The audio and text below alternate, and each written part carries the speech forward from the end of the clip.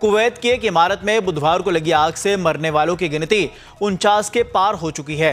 हादसे में मरने वालों में 40 भारतीय शामिल हैं। आग इतनी भयंकर थी कि सब कुछ जलकर खाक हो गया। घटना के बाद न सिर्फ कुवैत सरकार बल्कि भारत सरकार भी एक्शन मोड में है। प्रधानमंत्री नरेंद्र मोदी ने कुवैत हादसे पर दुख जताते हुए हादसे में जान गंवाने वालों के परिजनों को 2-2 लाख रुपए की मदद का ऐलान किया है। इसी के साथ पीएम के निर्देश पर विदेश राज्य मंत्री कीर्तिवर्धन सिंह भी कुवैत पहुंचे हुए हैं। कीर्तिवर्धन वहां मारे गए भारतीयों के पार्थिव शरीरों की शीघ्र वापसी सुनिश्चित करेंगे।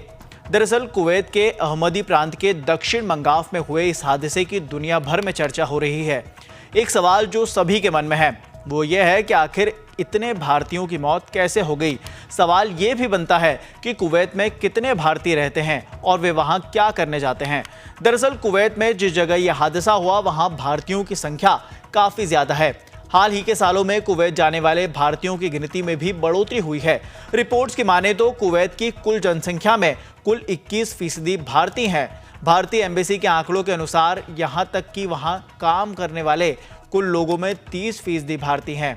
आंकड़ों में बात करें तो कुवैत में भारतीयों की संख्या लगभग 10 लाख है और वहां ये सबसे बड़ी प्रवासी समुदाय माना जाता है। अब सवाल आता है कि कुवैत ही क्यों?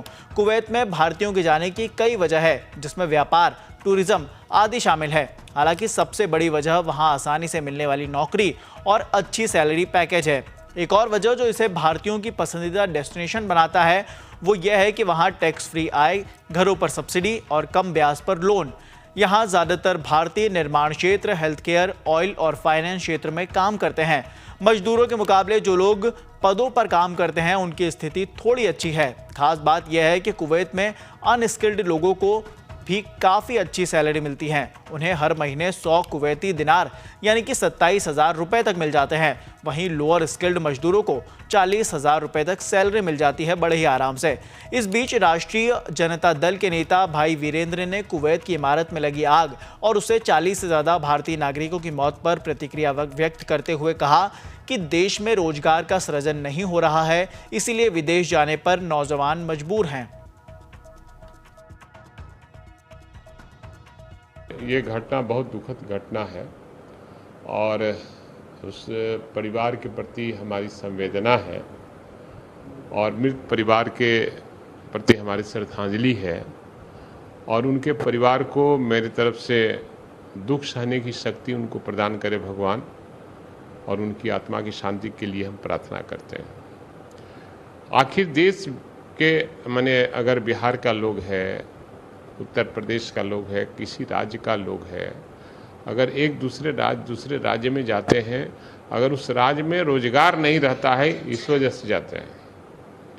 अगर देश के प्रधानमंत्री अपने देश में रोजगार का सृजन किए रहते तो शायद हमारे जो लोग आज मौत के मुंह देखने को मिल रहा है वो शायद दूसरे देश में नहीं जाते कमाने के लिए, कुवैत में नहीं जाते।